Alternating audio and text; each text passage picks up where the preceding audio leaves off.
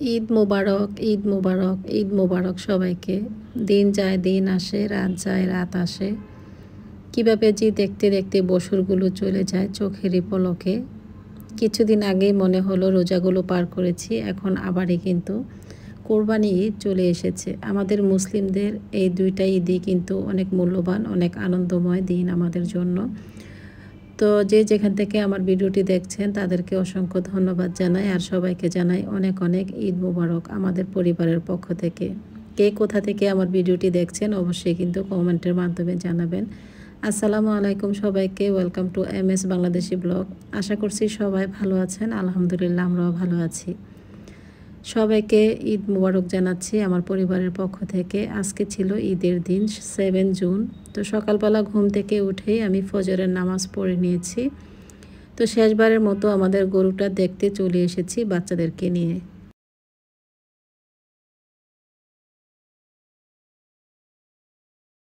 আমার বাচ্চারা পশু পাখি অনেক বেশি পছন্দ করে, আমার কাছেও ভালো লাগে। তবে আজকে যেহেতু আমাদের শেষ দিন, গরুটাকে দেখতে এসেছি, অনেকটাই খারাপ লাগছিল। আমার বাচ্চারা ঠিক আমার মতোই হয়েছে। ওরা সব সময় কিন্তু যখনই গরু দেখে বা পশু পাখি দেখে ওদের মায়াটা এতই বেশি যে ওরা কিছুতেই সহ্য করতে পারছে না যে গরুটাকে আমরা জবাই করে ফেলবো। তো কি আর করা, আল্লাহ তাআলা যেটা আমাদেরকে বলেছেন যে করতে হবে, আমাদের জন্য ফরজ, তো সেটা তো আমাদেরকে করতেই হবে।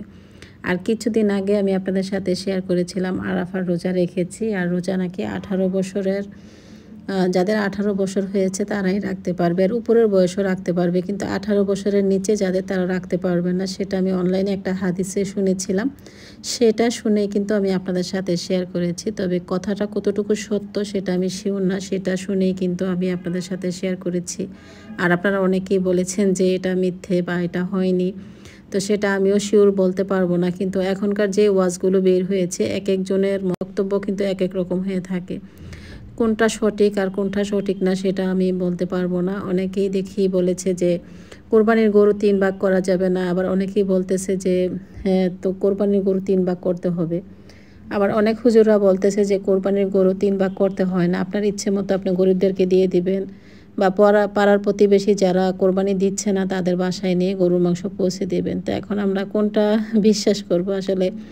এখন অনলাইনের যুগে এসে আমরা এতটাই মহা বিপদে পড়ে গিয়েছি, কোনটা সত্য কোনটা মিথ্যা সেটাও কিন্তু বোঝা বড় মুশকিল।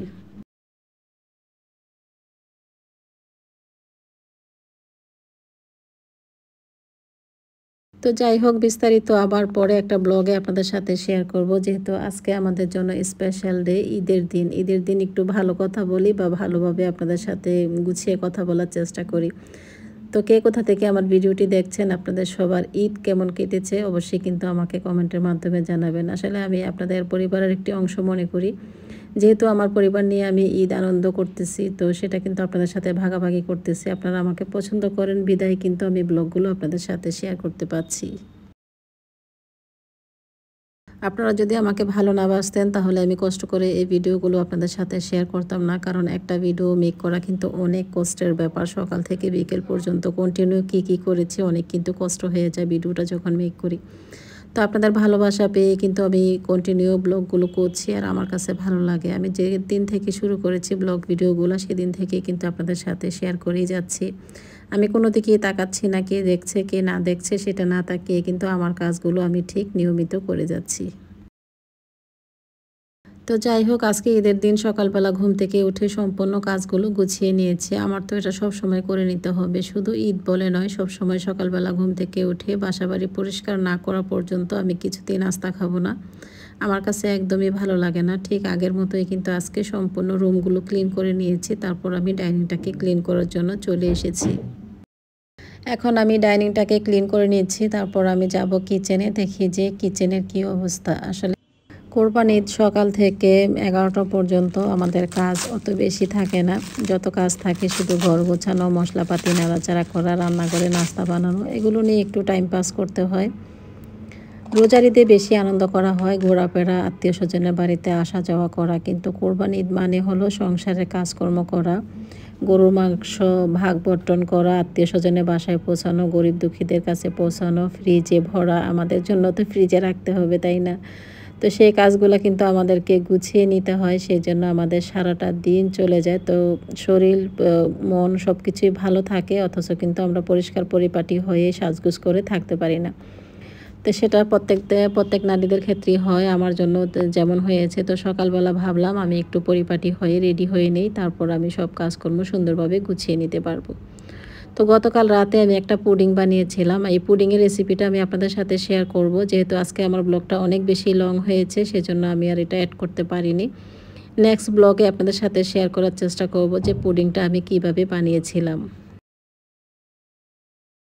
পুডিংটা দেখতে খুবই সুন্দর হয়েছে। আমার বাচ্চারা পুডিং খেতে অনেক বেশি পছন্দ করে। তো গতকাল রাতে বানিয়ে আমি এটা সারা রাত ফ্রিজে রেখে দিয়েছিলাম। এখন সকালবেলা ঘুম থেকে উঠেই কিন্তু আমি এটা ফ্রিজ থেকে নামিয়ে নিয়েছি। আর ঠান্ডা ঠান্ডা পুডিং খেতে তো আমার ভীষণ ভালো লাগে।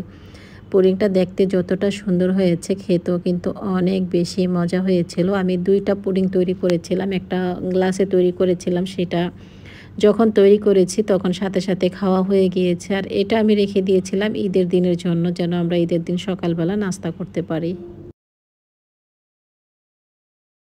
এরই ফাঁকে বাচ্চারা ঘুম থেকে উঠে গিয়েছে। সবাইকে আমি ঘুম থেকে ডেকে উঠালাম যে তোমরা সবাই উঠে শাওয়ারে যাও, তারপর আমি তোমাদেরকে রেডি করে দিচ্ছি। ওরা যে পাঞ্জাবিগুলো পরবে সেগুলো আমি এখন আলমারি থেকে নিয়ে এসেছি। কোরবানিতে তো আর অত বেশি শপিং করা হয় না। রোজার ঈদে যেগুলো শপিং করা হয়েছে সেগুলো দিয়ে কিন্তু আমাদের কোরবানি ঈদ পালন করা হয়। তারপরেও কিন্তু নরমাল কিছু ড্রেস আমরা কিনে নেই। তবে এই ঈদে আমি কোনো কিছুই কেনাকাটা করিনি, যেহেতু আমার অনেক ড্রেস রয়ে গিয়েছে। সেজন্য ভাবলাম যে যেগুলো আছে সেগুলো দিয়ে আমাদের ঈদ চলে যাবে। তো এই যে রোজার ঈদের যে পাঞ্জাবিগুলো নিয়েছিলাম, আপনাদের পছন্দের পাঞ্জাবি হলো এগুলো। রোজার ঈদে এত কমেন্ট এসেছে যে আপু এগুলো কোথা থেকে নিয়েছো, খুবই সুন্দর হয়েছে তোমাদের পাঞ্জাবিগুলো, বা তোমাদের পরিবারের সবার পোশাকগুলো খুবই সুন্দর হয়েছে। অনেক বেশি কমেন্ট পেয়েছি আমি, আলহামদুলিল্লাহ।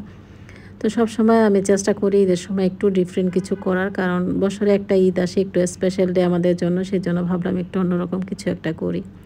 তো শালীনের জন্য আমি পারফিউম নামিয়ে নিয়েছি। শালীন কিন্তু নিজেই পছন্দ করে এই পারফিউমটা কিনেছে। তবে আজকে ঈদের দিন সে এটা ইউজ করবে না, যেহেতু নামাজে যাবে। নামাজে যাওয়ার সময় কিন্তু আতর ইউজ করতে হয়। আতর ইউজ করা কিন্তু সুন্নাত, তো সেজন্য কিন্তু আতর ইউজ করে গিয়েছে। আমি জাস্ট একটু ভিডিও করেছি, সেটার সে দিয়ে যায়নি পারফিউমটা। পরে আমি সেটা সাইডে একটু রেখে দিয়েছি। এখন চলে এসেছি ডাইনিংয়ে নাস্তার আয়োজন করার জন্য।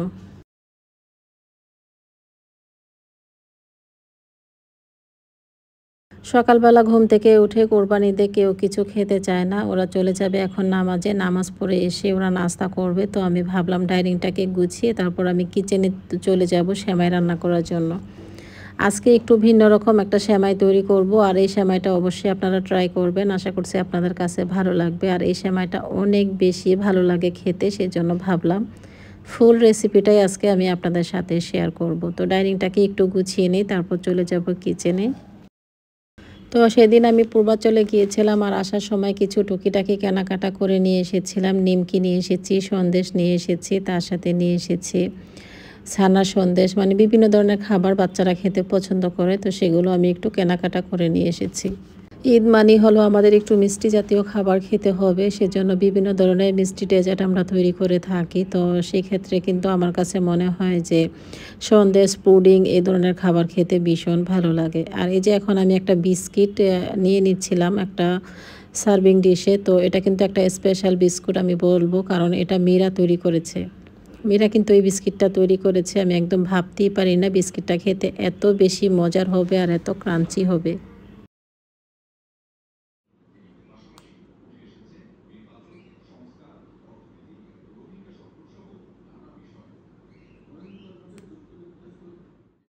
মাশাল্লাহ, বিস্কিটটা খেতে এত বেশি ভালো লেগেছিল। আমি 2 পিস খেয়ে নিয়েছি, আর আমার খালাকে 1 পিস দিয়েছি। খালা বলল এই বিস্কিটগুলো আমরা বাহির থেকে 100-200 টাকা কেজি কিনে থাকি। বিস্কিটটা খেতে এত ভালো লেগেছে, ভালো লাগলো যে আপনারা বাসায় বিস্কিট তৈরি করেছেন। তো আমি 2 পিস খেয়েছি, খালাকে 1 পিস দিয়েছি। তো মীরা বিস্কিটটা তৈরি করেছে প্রথমবার, তাই আপনাদের সাথে শেয়ার করলাম। আসলেই বিস্কিটটা খেতে অনেক ভালো লেগেছে। আমি অবশ্য কখনো বিস্কিট রেসিপি শেয়ার করিনি আপনাদের সাথে, বা আমি নিজেও কখনো ট্রাই করিনি। তবে মীরা এই প্রথমবার ট্রাই করেছে, খুবই ভালো হয়েছে, আমার কাছে খুবই ভালো লেগেছে। পরবর্তীতে আমি ওকে বলেছি আরও বেশি করে বানিয়ে বয়মে ভরে রেখে দাও, আমাকে আর বাহির থেকে বিস্কিট কিনে আনতে হবে না, সেটা বললাম আর কি বাচ্চাদের সাথে। জাস্ট একটু ফান করলাম। এটা দিয়ে তো আমাদের সারা মাস খাওয়া হবে না, এমনিতেই বাহির থেকেই বিশেষ করে কিনে আনা হয়। বাচ্চাদের পড়াশোনা নিয়ে ব্যস্ত, ওরা তো আর এসব করার সময়ই পায় না। এক সময় যখন ফ্রি টাইম থাকবে তখন হয়তো ওরা বানাতে পারবে।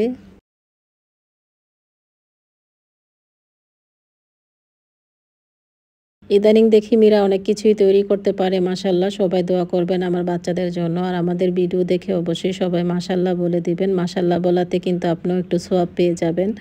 এটা আমি সব সময় বলি আপনাদেরকে আমার ভিডিওতে। আর এই যে আপনাদের ভাইয়া রেডি হয়ে বাচ্চাদেরকে নিয়ে চলে যাচ্ছে নামাজে।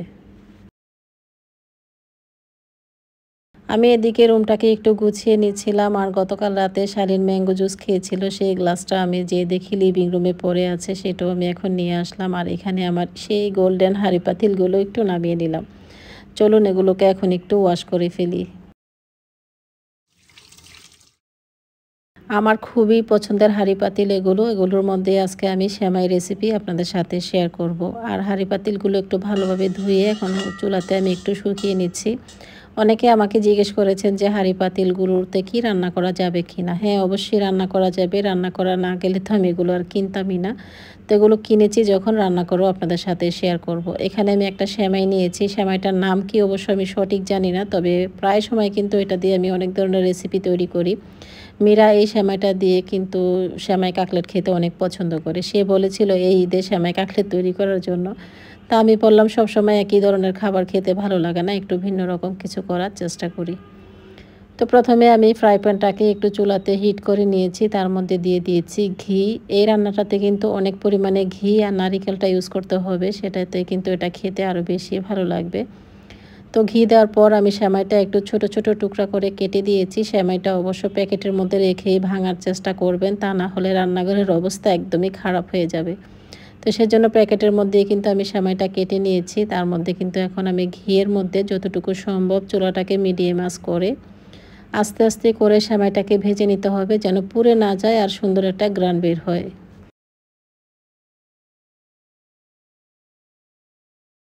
সেমাইটা আমার যখন ভাজা হয়ে গিয়েছে তখন এখানে আমি 1 কাপের মতো পানি ইউজ করব। এটাতে বেশি পানি ইউজ করা যাবে না, অল্প পরিমাণে পানি দিয়ে ঢাকনি দিয়ে ঢেকে রাখবো সেমাইটা সিদ্ধ হওয়ার জন্য। এরই ফাঁকে আমি এখানে কিছু গরম মশলা নিয়ে নিয়েছি, তেজপাতা, দারুচিনি, লবঙ্গ, তার সাথে এলাচ নিয়েছি 3-4টার মতো। অল্প পরিমাণে মশলা দিয়ে দিয়েছি জাস্ট একটু ফ্লেভারের জন্য।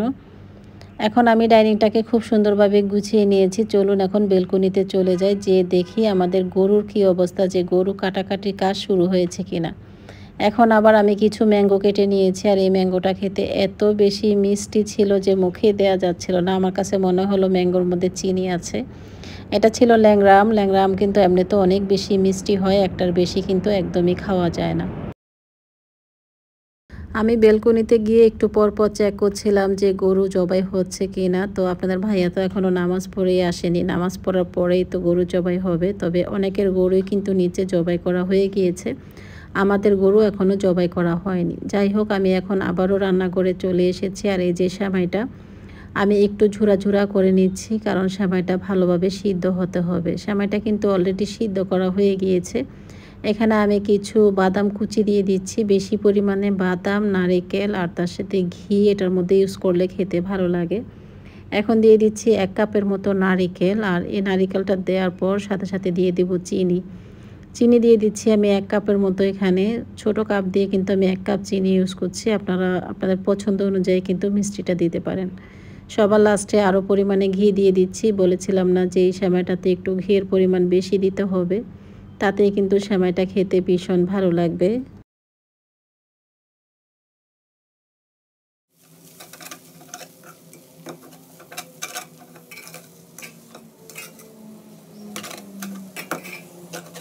সেমাইটাকে কিন্তু একদম ঝরঝরা করে রান্না করে নিতে হবে। তো সেমাইটা যেহেতু দলা পেকে গিয়েছে, সেটাকে আমি আরেকটু ঝরঝরে করে নিচ্ছি। চামচ দিয়ে এভাবে কিন্তু একটু পরপর নাড়িয়ে চাড়িয়ে নিতে হবে।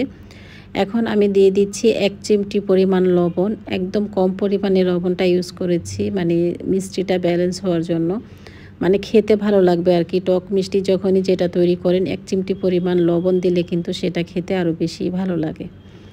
নিচে অনেকের গরুই নিয়ে এসেছে, যে এগুলো কিন্তু অন্য লোকের গরু এখানে বেঁধে রেখেছে। তো আমি একটু বেলকনিতে দাঁড়িয়ে দেখছিলাম যে গরু জবাই করার জন্য সবাই প্রস্তুতি নিচ্ছে। আপনাদের ভাইয়া এখনও আসেনি। আমি বেলকনিতে দাঁড়িয়ে মীরাকে ডাকছিলাম যে চলে আসো, দেখো গরু জবাই হচ্ছে। পরে দেখি নিচে আপনাদের ভাইয়া হাঁটাহাঁটি করছে, সালমান আপনাদের ভাইয়া, কিন্তু আমি শালীনকে দেখতে পাচ্ছি না। সে হয়তো বাসায় চলে আসতেছে, কারণ সব সময় ও যখন নামাজ পড়ে আসে ও কিন্তু তাড়াতাড়ি বাসায় চলে আসে। আর এই যে যেই কথা সেই কাজ, সত্যি সত্যিই কিন্তু শালীন সবার আগে বাসায় চলে এসেছে। এসে বলল গরু জবাই করবে এখন, তার নাকি ভালো লাগছে না। গত বছরও সে একই কথা বলেছিল। গত বছর অবশ্য আরেকটু নার্ভাস হয়ে গিয়েছিল, ওর ফেসটা একদম কান্নামুখী হয়ে গিয়েছিল। তবে এই বছর মাশাল্লাহ দেখি একটু হাসি খুশি আছে। দুই ভাই মিলে নামাজ পড়ে এসে মীরাকে ডিস্টার্ব করছে যে ঘুম থেকে ওঠো না কেন, আমরা নামাজ পড়ে চলে এসেছি। মীরার রুমে এসে দেখি কি একটা কাণ্ড ঘটেছে। গতকাল রাতে ওর হাত থেকে নীল পালিশ পড়ে একদম ভেঙে চুরমুর হয়ে গিয়েছে। তো বলল এটা ক্লিন করে দেওয়ার জন্য। আমি বললাম এখন এটা ক্লিন করা যাবে না, পরবর্তীতে যখন খালা আসবে তাকে দিয়ে এটা ক্লিন করব, আর এটা ক্লিন করতে অনেকটাই সময় লাগবে। এখন সালমান শালীনকে আমি সেমাই দিচ্ছি, ওরা বলল এখন সেমাই খাবে। আজকে সেমাইটা আমি একটু ঘন করে রান্না করেছি। এখন যতটুকু সম্ভব সবাই খেয়ে নেবে, বাকিটুকু আবার আমি জাল করে নিব। দুধ আর চিনি একটু মিক্স করে আবারও ভালোভাবে জাল করে নিলেই কিন্তু এটা পাতলা হয়ে যাবে। আসলে সেমাই কিন্তু অনেকভাবে রান্না করা যায়, সেমাইয়ের লাড্ডুও কিন্তু তৈরি করা যায়। তো আমি ভাবলাম একদিন আপনাদের সাথে সেমাইয়ের লাড্ডু রেসিপি শেয়ার করব। সেটা আমার একদমই একান্ত, আমি কোথাও থেকে শিখিনি, কোথাও দেখিও নি। আমি নিজে থেকে আইডিয়া করে কিন্তু রান্না করার চেষ্টা করি। যেমন একটা সেমাই আমি রান্না করতেছি, আমার আরেকটা আইডিয়া অটোমেটিক চলে আসে। তো এই জিনিসটাই আমার কাছে ভালো লাগে। আমি নিজে থেকে আইডিয়া করে কিন্তু অনেক কিছু তৈরি করতে পারি, আর সেটা খাওয়ার পর দেখি যে আলহামদুলিল্লাহ অনেক ভালো লেগেছে। বাচ্চারাও কিন্তু অনেক বেশি পছন্দ করে। তো সবাই নাস্তা খাওয়ার জন্য এখন বসে পড়েছি। মীরাকেও ডাকছিলাম, আর সালমান প্রথমে পাতলা সেমাইটা নিয়েছিল। আমি বললাম নতুন একটা সেমাই রান্না করেছি, এটা একটু ট্রাই করে দেখতে পারো। তো সে কিন্তু এটা খাওয়ার পর বলল যে হ্যাঁ এটা খেতে তো অনেক বেশি মজা হয়েছে। আর এই সেমাইটা আমি বলবো যে আমি অনেকটুকু খেয়ে শেষ করে ফেলেছি, আমার কাছেও এত বেশি ভালো লেগেছে। শালীনও খেতে চাচ্ছে, পরে দেখি সালমান শালীনকে খাইয়ে দিচ্ছিল। সবাই কিন্তু আমাদের ভিডিও দেখে অবশ্যই মাশাল্লাহ বলবেন। আর এই বছরের ঈদ আমাদের গ্রামের বাড়ি করার কথা ছিল, যেহেতু আমরা যেতে পারিনি সেজন্য আমরা ঢাকাতেই ঈদ করছি। তবে একটা সত্য কথা কি, আমার বাচ্চারা কিন্তু আমাদের বাসায় ঈদ করতে অনেক বেশি পছন্দ করে। গ্রামে ওরা একদমই যেতে চায় না, ওরা যেতে চায় শুধু আনন্দ করার জন্য। সকালে যাবে বিকেলে চলে আসবে, যে একেবারে থাকবে গ্রামে সেটা ওরা কখনোই পছন্দ করে না। তবে গ্রাম আমার কাছে খুবই ভালো লাগে, কিন্তু আমাদের নিয়মিত গ্রামে যাওয়া আসা করা হয়, কিন্তু থাকা হয় না। তো ইনশাল্লাহ আশা রাখছি আগামী বছর দেখি যদি আল্লাহ তাআলা ভাগ্যে রাখে তাহলে আমরা গ্রামে যেয়ে ঈদ করব। আর এই যে আমি এখন সেমাই খেয়ে নিচ্ছি, সেমাইটা খেতে ভীষণ ভালো লেগেছিল। তার সাথে আমি একটু কর্নফ্লেক্স নিয়ে নিয়েছি। আপনারা এটা ট্রাই করে দেখতে পারেন যে সেমাইয়ের সাথে কর্নফ্লেক্স খেতে কেমন লাগে। আমার কাছে ভীষণ ভালো লাগে। সেমাইয়ের সাথে আমি মুড়ি নিয়ে খেয়ে থাকি, কর্নফ্লেক্স নিয়ে খেয়ে থাকি। এই দুইটা জিনিস দিয়ে কিন্তু আমি সারাক্ষণই সেমাই খেতে পারবো, আমার কাছে খারাপ লাগে না। আমার বাচ্চারা হয়েছে অন্যরকম। আমার খাবারের সাথে কারো খাবার মিলে না। আমি যেভাবে খেতে পছন্দ করি বাচ্চারা ওভাবে খেতে পছন্দ করে না। অনেক সময় দেখা গিয়েছে একই খাবার বাচ্চারা ২ বার খেতে চায় না। যেমন সেমাই একবার খাবে সকালবেলা, সারাদিনে ছুঁয়েও দেখবে না। কিন্তু আমার ৩ বেলা খাওয়া হয়ে যায়, সকাল, দুপুর, রাত। এমনকি সকালবেলা ঘুম থেকে উঠে ঠান্ডা, ঠান্ডা সেমাই খেতেও আমার ভীষণ ভালো লাগে। তো বাচ্চারা কিন্তু গরুর মাংস যখন রান্না করা হয় প্রথমে একবেলা খাবে, দ্বিতীয়বার তারা খেতে চায় না। এই যে পুডিং তৈরি করেছি তারা একবেলা খাবে, দ্বিতীয়বার কিন্তু তারা খেতে চায় না। এটা কেন হয় আমি জানি না, কিন্তু আমি ২-৩ বেলায় খেয়ে নেই, আমার কাছে ভালো লাগে। আর বরাবরের মতো আমার মিষ্টি খাবার তো সবসময় ভালো লাগে, তো সেজন্য কিন্তু মিষ্টি যে কোনো জাতীয় খাবার কিন্তু আমি খেতে পারি। আর পুডিংটা খেতেও কিন্তু অনেক মজা হয়েছিল। আমি বসে একটু খেয়ে নিচ্ছিলাম, আর সালমান ওয়েট করছিল যে কখন গরু জবাই হবে। আমাদের লোক অবশ্য এখনও আসেনি, তবে আমাদের ফ্ল্যাটের আশেপাশে যারা আছে সবার গরু কিন্তু অলরেডি জবাই করা হয়ে গিয়েছে। দেখতে দেখতে ৫টা বছর পার হয়ে গিয়েছে। আমরা বাংলাদেশে এসেছি, ৫ বছর পূর্ণ হয়ে গিয়েছে। আপনাদের ভাইয়ার সাথে যখন বলি তখন আপনাদের ভাইয়া বলল, আর বলো না, কিভাবে দিনগুলো পার হয়ে গিয়েছে একদম বুঝতেই পারিনি। আসলে কিছুদিন আগে মনে হলো আমরা দেশে এসেছি, এখন গুনে দেখি হাতে গোনা ৫টা বছর কিভাবে পার হয়ে গেল। আপনাদের ভাইয়া যখন গ্রামে আসতো, বাংলাদেশে আসতো মালয়েশিয়া থেকে, তখন কিন্তু আপনাদের ভাইয়া ১ দিন, ২ দিন, ৩ দিন হলেই সে চলে যেত। বিজনেস নিয়ে এতটাই ব্যস্ত থাকতো। আর এখন আমরা আজকে ৫ বছর এসেছি দেশে, কিন্তু এখন আর যেতে পারছি না। আপনাদের অনেকেরই কমেন্ট থাকে যে আপু, মানে প্রশ্ন থাকে যে আপু কেন তোমরা মালয়েশিয়া যাচ্ছ না? এটা আমি প্রতিনিয়ত কিন্তু এই প্রশ্নটা আপনারা আমাকে করেন। অনেকেই কিন্তু কমেন্টের মাধ্যমে আমাকে জিজ্ঞেস করেন। তো ইনশাআল্লাহ একদিন আমি এই কমেন্টের আনসার আপনাদেরকে দিয়ে দিব। যখন যেতে পারবো। আর সবসময় আপনারা আমার জন্য দোয়া করবেন যেন আগামী দিনগুলো আমাদের খুবই সুন্দর আর ভালোভাবে কাটে। আর আপনাদের সাথে যেন সুন্দর, সুন্দর ব্লগ ভিডিও শেয়ার করতে পারি। তো এই যে আমি একটু বেলকনিতে দাঁড়িয়েছিলাম। প্রচণ্ড বৃষ্টি হচ্ছিল। বৃষ্টির মধ্যে আমার কাছে ভীষণ ভালো লাগছিল। আমি একটু হাত ভিজাচ্ছিলাম, পা ভিজাচ্ছিলাম পানির মধ্যে। আর এই যে আমি সকালবেলা যে সেমাইটা রান্না করেছিলাম সেটা একটু ঘন হয়ে গিয়েছিল। সেটার মধ্যে আরও পরিমাণে দুধ, চিনি দিয়ে আমি একটু ভালোভাবে জাল করে পাতলা করে নিয়েছি। আর এই যে আমাদের গরুটা অলরেডি এখন নিয়ে এসেছে। আমাদের গরু কিন্তু এখন জবাই করা হবে।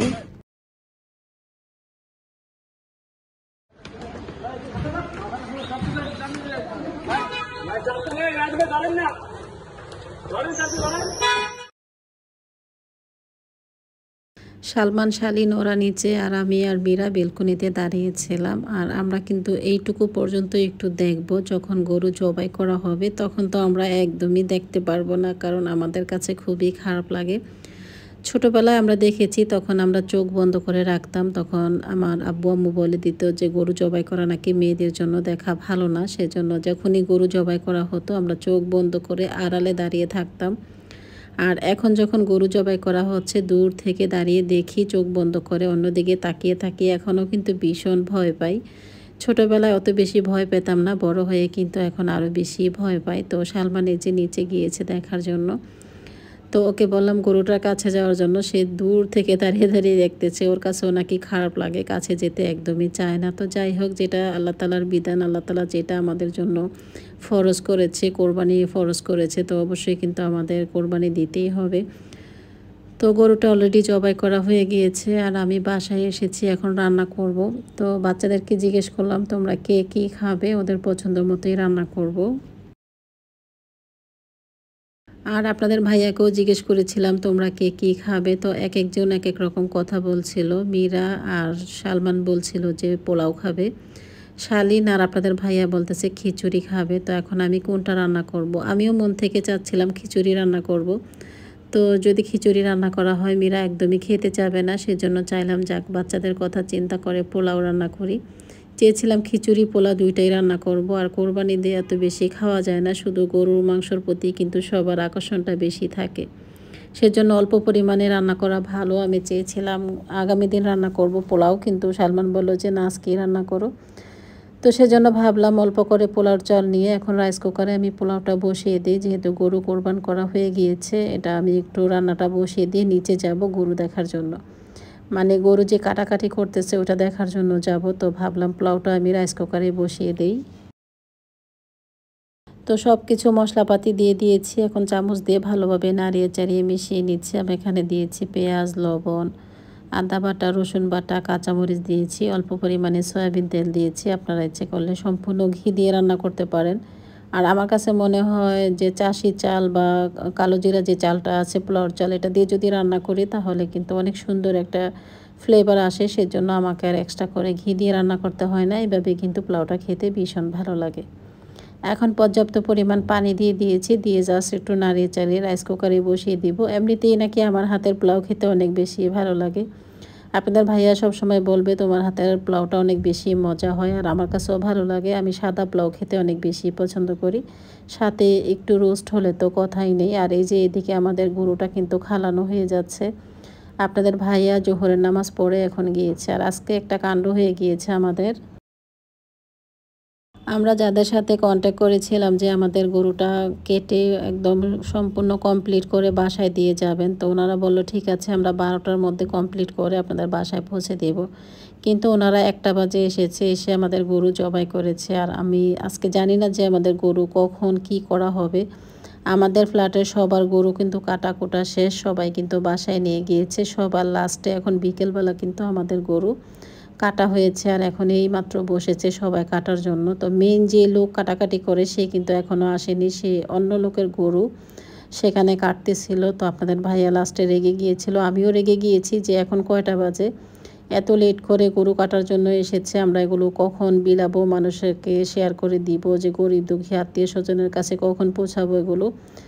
তাছাড়া নিজেদেরও তো খাওয়ার একটা ব্যাপার স্যাপার আছে, যে নিজেরা কোরবানি দিয়েছি, সবাই মিলে খাওয়া দাওয়ার একটা আনন্দ আছে, যে দুপুরবেলা খাওয়া দাওয়া করতে পারলে ভালো হতো।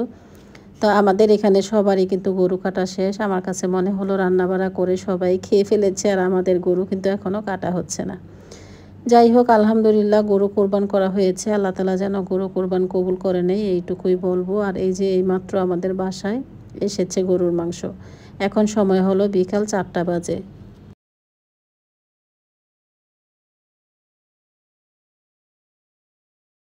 প্রথমে কিন্তু গরুর কলিজা ফ্যাপসা এগুলো চলে এসেছে, তো এগুলো তো ভাগ করা হয়ে গিয়েছে, 3 ভাগ করা। তো আমাদের যে ভাগ ছিল সেখান থেকে আমি অল্প পরিমাণে নিয়ে এসেছি আর বাকিগুলো আমি ফ্রিজে রেখে দিয়েছি। গরুর কলিজার ফ্যাপসাগুলো আমি একদম ছোট ছোট করে কেটে নিয়েছি, যেহেতু আমি এগুলো এক্সট্রা ভুনা করব সেজন্য কিন্তু পরিমাণটা একদম কম আর ছোট ছোট করে কেটে নিয়েছি। তো এই হাঁড়িটা কিন্তু আমি খালাকে দিয়ে সব সময় ক্লিন করে রাখি। এই বছর আমি খালাকে দিয়ে হাঁড়ি পাতিল কোনো কিছুই ক্লিন করে রাখিনি। আজকে এগুলো ওয়াশ করতে আমার অনেকটাই কষ্ট হয়ে গিয়েছে। তো পাতিল ঘষে মেজে তারপর চুলায় একটু বসিয়ে দিয়েছি শুকানোর জন্য। আর এইদিকে সালমান আর শালীন গরুর মাংস নিয়ে এসেছে, আমাদের হেল্পিং হ্যান্ড ছিল সাথে, ও কিন্তু আমাদেরকে অনেক হেল্প করছিল। তো মাংসগুলো কিন্তু এখানে সালমান মেপে মেপে তারপর সাইডে রেখে দিচ্ছিল। আমরা সব সময় মাংস মেপে নেই, আর যাদেরকে দেই সবাইকে মেপে দিই যেন একবেলা খেতে পারে। গরিব দুঃখী যাদেরকে দিয়ে থাকি তাদেরকে কিন্তু 1 কেজির উপরে মাংস দেওয়া হয়। আর আমাদের আশেপাশে যারা আছে, সবসময় আমার বাসায় কাজ করে বা আমার আশেপাশে সিঁড়ি মোছার খালা আছে, অনেকেই আছে না যে আশেপাশে, তাদেরকে আমি 2 কেজির মতো দিয়ে থাকি। তো দেখি আগে সব কিছু ভাগ করে নিব। আর এখানে গরুর মাংস ভাগ করার পর আমি এখন ভাবলাম কিছুটা পরিমাণ রান্না করে নিই, কারণ আমাদের আজকে বিকাল হয়ে গিয়েছে, এগুলো খেতে খেতে প্রায় সন্ধ্যা হয়ে যাবে। সেজন্য আমি হাঁড়িটা একটু ক্লিন করে রেখে তারপর মাংসগুলো একটু পরিষ্কার করে নিয়েছি। খালা আমাকে মাংসগুলো ধুয়ে দিয়েছে। তো এখন মাংসগুলো আমি এক এক করে বেছে নিয়েছি। অনেক সময় দেখা যায় যে কোরবানির মাংস অনেকে বলে বেশি করে ধুতে হয় না, কিন্তু আমি তারপরও 3-4 ধোয়া আমাকে দিতেই হবে, আমার কাছে ভালো লাগে না। খালা আমাকে ক্লিন করে দিয়েছে, তারপরও আমি মাংসটাকে 3-4 বার ধুয়ে তারপর এক এক পিস করে কিন্তু মাংসগুলো দেখে তারপর আমি এখানে চুলায় বসিয়ে দিয়েছি। জানি না এখানে আমি কতটুকু মাংস নিয়েছি। আর এখানে আমি দিয়ে দিচ্ছি এখন ফ্রোজেন করে রাখা পেঁয়াজ। এখানে আমি অনেকগুলো পেঁয়াজ কেটে ফ্রিজে রেখে দিয়েছিলাম, ডিপ ফ্রিজে। কারণ ঈদের সময় দেখা গিয়েছে অনেক খালারা ছুটিতে চলে যায়, তাদেরকে পাওয়া যায় না, সেজন্য আমি সবসময় পেঁয়াজ রসুন আদা এগুলো নিজে থেকে করে ডিপ ফ্রিজ করে রেখে দিই। তো এখন আমি কিন্তু অনেকগুলো পেঁয়াজ এখানে দিয়ে দিয়েছি, আর এখন দিয়ে দেবো এক এক করে মশলা। কোরবানির গরুর মাংস আমরা যেভাবে রান্না করি সেভাবেই খেতে ভালো লাগে। এটার কারণ হলো কি, যে আমরা ফ্রেশ মাংসটা পাচ্ছি, গরু জবাই করার সাথে সাথেই কিন্তু আমরা মাংসটা বসিয়ে দিচ্ছি, সেজন্য আমার কাছে ভালো লাগে। আর হলো আল্লাহ তাআলার একটা রহমত আছে মাংসের উপর, সেজন্য কিন্তু টেস্ট আরও দ্বিগুণ বেড়ে যায়। তো গরু কোরবানি করার সাথে সাথে কিন্তু ফ্রেশ মাংস রান্না করা হয়, সেজন্য টেস্ট আমার কাছে মনে হয় বেশি ভালো আসে। আর গরুর মাংস সবসময় হাত দিয়ে মাখিয়ে রান্না করলে আরও বেশি ভালো লাগে। তো যাই হোক, এক একজনের রান্নার ধরন এক এক রকম থাকে। আর আমি মনে করি কোরবানির গরুর মাংস কিন্তু হাত দিয়ে মাখালেই কিন্তু সবচেয়ে বেশি ভালো লাগে খেতে। তো আমি এখানে সব ধরনের মশলা দিয়ে দিয়েছি, আদা বাটা, রসুন বাটা, জিরা, ধনিয়া, গরম মশলা, হলুদ, লবণ, মরিচ সব কিছু দিয়েছি। বেশি পরিমাণে আমি দিয়েছি এখানে পেঁয়াজ। তার সাথে সয়াবিন তেল দিয়েছি 2 কাপের মতো, বেশি তেল দিব না, আমি অল্প তেল দিয়ে রান্নাটা করব। আর তার সাথে গরম মশলা দিয়েছি, আস্ত গরম মশলা। এখন হাত দিয়ে খুব ভালোভাবে মাংসটাকে আমি মাখিয়ে নিচ্ছি। আমি এখানে হাড়ের পরিমাণ কম দিয়েছি, মাংসের পরিমাণটা একটু বেশি দিয়েছি। আর প্রথম দিনে একটু বেশি পরিমাণে মাংস রান্না করি, কারণ প্রথম দিনের মাংস রান্নার মতো অন্য যে কোনো দিন রান্না করি সেই মাংসটা খেতে অত বেশি ভালো লাগে না। সেজন্য সব সময় আমি প্রথম যেদিন রান্না করি সেদিন একটু বেশি পরিমাণে রান্না করি, যতটুকু সম্ভব বাচ্চারা খাবে, বাকিটুকু আমি বক্সে ভরে ডিপ ফ্রিজ করে রেখে দেব। বাস মাংসটা আমার খুব ভালোভাবে মাখানো হয়ে গিয়েছে। মাখানোর সাথে সাথেই কিন্তু মাংস থেকে আরও সুন্দর ঘ্রাণ বেরিয়ে আসতেছিল। তো এখানে আমি কিছুটা পরিমাণ কাঁচামরিচ অ্যাড করে দিচ্ছি, তার সাথে আমি অনেক পরিমাণে আরও পেঁয়াজ অ্যাড করে দিয়েছি, কারণ আমার ডিপ ফ্রিজে একদমই জায়গা ছিল না। ডিপ ফ্রিজে পেঁয়াজ রাখার জায়গা নেই, সেজন্য বক্সে যে পেঁয়াজগুলো ছিল সেগুলো আবারও আমি ঢেলে দিয়েছি। তা আমার কাছে মনে হলো আজকে পেঁয়াজের পরিমাণ অনেক বেশি দিয়ে ফেলেছি। আর গরুর মাংসতে যত বেশি পেঁয়াজের পরিমাণ বাড়িয়ে দিবেন ততই কিন্তু গরুর মাংসের ঝোল ঘন হবে আর খেতেও কিন্তু অনেক বেশি ভালো লাগবে। তো গরুর মাংসটা বলক আসার সাথে সাথেই আমার কাছে মনে হলো যে একদম সিদ্ধ হয়ে যাচ্ছিল। গরুর মাংসটা কিন্তু সিদ্ধ হতে অত বেশি টাইম লাগেনি, অনেক তাড়াতাড়ি কিন্তু রান্নাটা করা হয়ে গিয়েছে। আর বাচ্চাদেরকে আমি কখন খাবার দেব সেই টেনশনে ছিলাম। আজকে দুপুর হয়ে গিয়েছে, বিকেল হয়ে গিয়েছে, এখন পর্যন্ত বাচ্চাদেরকে আমি খাবারই দিতে পারিনি। নাস্তা খেয়েছি, অবশ্য অন্য খাবার খেয়েছি। যেহেতু আমাদের কোরবানি ঈদে গরুর মাংস দিয়ে কিন্তু আমাদের খাওয়া উত্তম, তো সময়ের জন্য তো একটু লেট হয়ে গিয়েছে। যাদেরকে আমরা কাটাকাটি করার দায়িত্ব দিয়েছি তারাই লেট করে ফেলেছে। আমরা দিয়েছিলাম যে ওরা 12টার মধ্যে সব কিছু কমপ্লিট করে বাসায় দিয়ে যাবে, কিন্তু তারা অনেকগুলো গরু নিয়েছে, প্রায় 10-15টা গরু কেটে তারপর আমাদের গরু কাটতে এসেছে, সেই জন্য অনেকটাই লেট হয়ে গিয়েছে। আর এই যে গরুর কলিজা ফ্যাপসা সেগুলো আমি ছোট ছোট করে কেটে রেখে দিয়েছিলাম, সেগুলো এখন আমি ভালোভাবে একটু কষিয়ে তারপর রান্না করে নিচ্ছি। সবসময় ছোটোবেলায় দেখেছি আমাদের যখন গরু কোরবান করা হতো আমার আম্মু কিন্তু এভাবেই রান্না করতো। ছোট ছোট গরুর কলিজা ফ্যাপসাগুলো আগে ভুনা করে রেখে দিত, সেটা খেতে এত বেশি ভালো লাগতো। আর গরুর কলিজা যখন আমি ভুনা করি আমার নিজের হাতেরটা কেন যেন আমার খেতে ভালো লাগে না, অন্য কেউ যদি আমাকে রান্না করে দেয় সেটা খেতে আমি ভীষণ পছন্দ করি। গরুর ভুঁড়ি শুটকি রান্না, তারপর হলো গরুর কলিজা রান্না, এটা যদি অন্য কেউ রান্না করে দেয় আমার কাছে কেন যেন খেতে ভালো লাগে। হয়তো নিজের আর রান্না খেতে খেতে আর ভালো লাগছে না, সেজন্য হয়তো এটা হতে পারে, কিন্তু আমি যখন রান্না করি অন্যরা খেয়ে বলে তাদের কাছে নাকি ভালো লেগেছে। তো পরে আপনাদের ভাইয়া যে কুটা বাচ্চা সব কিছু শেষ করে বাসায় চলে এসেছে। এখন আমাদের মাংস ভাগাভাগির পালা, এগুলো আমরা এখন ভাগ করে নিব। আর আমাদের গরুর মাংস কিন্তু অনেক ভালো হয়েছে, তেল চর্বি খুবই কম হয়েছে গরুর মধ্যে। যেহেতু আমাদের দেশি গরু ছিল সেজন্য আমাদের গরুটা নাকি ভালো করেছে সবাই বলল। যারা কাটাকাটি করেছে তারাও বলেছে যে এত গরু কেটে এসেছি কিন্তু আপনাদের গরুর মাংসের মতো এত সুন্দর মাংস দেখিনি, মাংসগুলো নাকি একদম লাল ছিল। তো যাই হোক, অলরেডি আমার মাংস রান্না হয়ে গিয়েছে, আর একটু সিদ্ধ হবে অবশ্য। আমি উপর থেকে তুলে নিয়ে এসেছি, ছোটোবেলা থেকেই দেখিয়েছি যখন মাংস কষানো হতো তখনই কিন্তু সেখান থেকে তুলে তুলে খাওয়া হতো। আর এই যে আমি এখন বাটি ভরে ভরে সবাইকে মাংস দিচ্ছি খাওয়ার জন্য। ওদেরকে বললাম পোলাও রান্না হয়ে গিয়েছে, পোলাও খেতে হবে না, তোমরা শুধু মাংস খাবে, পোলাও তোমরা বিকেলে খাবে। তো মীরাকে এখন আমি দিয়েছি শুধু মাংস খাবে। আর আপনাদের ভাইয়া সালমান তারা তো মাংস মাপা নিয়ে ব্যস্ত, এখনও কিন্তু অনেকেই ভাগ বন্টন করে দেওয়া হচ্ছে। আমি যখন ওদেরকে খাওয়াচ্ছিলাম তখন অনেক লোক এসেছে দরজার সামনে, একটু পর পর কলিং চাপছিল আর মাংস দিচ্ছিলাম, একটু পর পর কলিং চাপছিল আর মাংস দিচ্ছিলাম, এরকম অবস্থা হচ্ছে আজকে আমাদের সাথে। খাওয়ার টাইমও পাইনি আমরা। তো যাই হোক, লাস্ট মুহূর্তে সব কিছু ভাগাভাগি করা হয়ে গিয়েছে, আরও কিছু বাকি রয়েছে। এখন আত্মীয় স্বজনের মাংসগুলো ভাগ করা হচ্ছে। আর এখানে আমি লিস্ট নিয়ে বসেছি, প্রত্যেক প্যাকেটের মধ্যে এরকম মোটা কাগজ দিয়ে মার্কার পেন দিয়ে তারপর নাম লিখে রেখে দিই যেন মনে থাকে কার বাসায় কতটুকু মাংস দেওয়া হচ্ছে। আর প্রত্যেকটা প্যাকেটই কিন্তু আমরা মেপে মেপে তারপর প্যাকেট করে নিচ্ছি। সালমানের দিকে মাপছে আর ওইদিকে কিন্তু আমি প্যাকেট করছিলাম। কিছুক্ষণ সময়তে আমি প্যাকেট করেছি গরিবের মাংসগুলা, কিছুক্ষণ সময়তে আমি লিখতেছি। এখানে আসলে সব কিছু ভিডিও করা সম্ভব হয়নি, এত কাজকর্মের ফাঁকে ভিডিও করার জন্য লোক পাচ্ছিলাম না যে কে ভিডিও করে দিবে, আর বলতেও সময় পাচ্ছিলাম না। অনেক কাজ হয়ে গিয়েছে আজকে আমাদের, যেহেতু গরু দেরি করে কাটা হয়েছে, এখন কিন্তু সন্ধ্যা হয়ে গিয়েছে।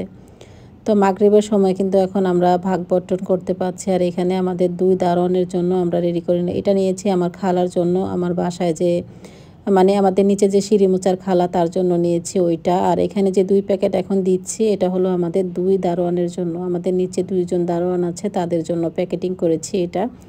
তো ওরা এখন অলরেডি চলে এসেছে, ওদেরকে দিয়ে দিচ্ছি। ওদের এক আত্মীয় আছে তাদেরকেও আরও 2 কেজি পাঠানো হবে নিচে। তো এগুলো প্যাকেট করে করে কিন্তু একটু পর পর দেওয়া হচ্ছে। তো সালমানও কিন্তু অনেকটাই টায়ার্ড হয়ে গিয়েছে এখন, যেহেতু সন্ধ্যা হয়ে গিয়েছে। ওকে বললাম তুমি যে শাওয়ার করে খেয়ে নাও, সে কিন্তু বলছে না আমি সব কিছু ভাগ বন্টন না করা পর্যন্ত আমি খাবো না। তো ওদেরকে বিদায় করে দেওয়ার পর আমার আরও কিছু খালারা চলে এসেছে, ওদেরকেও এখন আমি এক এক করে দিয়ে নিচ্ছি। আসলে আজকে এতটাই ব্যস্ত ছিলাম, তার মধ্যে বড় একটা ব্লগ মেক করেছি আপনাদের জন্য। জানি না আজকের ব্লগটি আপনাদের কেমন লেগেছে আর আপনাদের ঈদ কেমন কেটেছে, অবশ্যই আমাদেরকে কমেন্টের মাধ্যমে জানাবেন। আর আজকের ভিডিওটি দেখার জন্য অনেক অনেক ধন্যবাদ। সবাই ভালো থাকবেন, সুস্থ থাকবেন আর আমাদের জন্য দোয়া করবেন। আর চলুন দেখি আমাদের ডিপে কী কী রেখেছি, ডিপটা একটু খুলে আপনাদের সাথে শেয়ার করি। আর এই যে ডিপের মধ্যে আমি সব মাংস রেখেছি, এখানে কিন্তু আমাদের অনেক কাজের খালাদের মাংস আছে, আমাদের আরেক দারোয়ানের মাংস আছে। এখানে ১০-১২ জনের কিন্তু কাজের লোকের মাংস আছে, আত্মীয়-স্বজনের আমাদের সবার। এখানে এটা হলো আমার বাসার খালা, সেই গ্রামে গিয়েছে ছুটিতে তাদেরটা। গরিবের মাংস এখানে বোলের মধ্যে রাখা আছে। তো এখানে কিন্তু আরও ১০-১২ জনের মাংস রেখে দিয়েছি। আর সাদা বাটির মধ্যে রেখেছি আমার আরেক খালার জন্য। সেও কিন্তু আগামী দিন আসবে। আজকে রাতের বেলা আর এগুলো দেওয়া হয়নি। যাই হোক, আজকের ব্লগটি এখানেই শেষ করছি। আল্লাহ হাফেজ।